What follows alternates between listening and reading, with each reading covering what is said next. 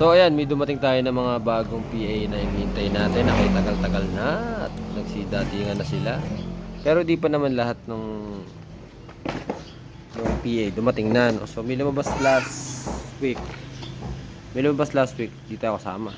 So ngayon, may lumabas na ilan. Nasa akin. So, ito sila. So pag di ko po kayo minessage, ibig sabihin, hindi po kayo kasama dito. So this coming week, maglalabasan po.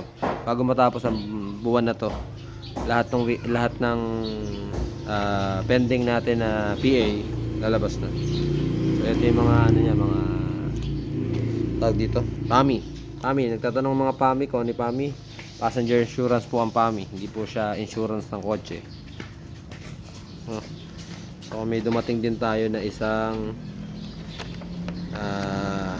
prangkisa. Yeah. Prangkisa.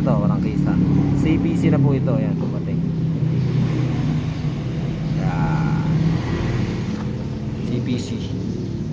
Ito niya. Yeah.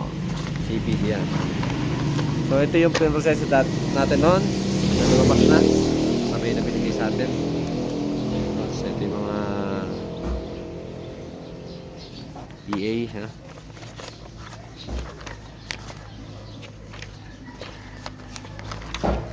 Yan. So, hintayin nyo lang po yung message ko. Pag binessage ko po kayo, sabihin, kasama po kayo sa mga ilan lang piraso lang to. Pero, okay na rin to.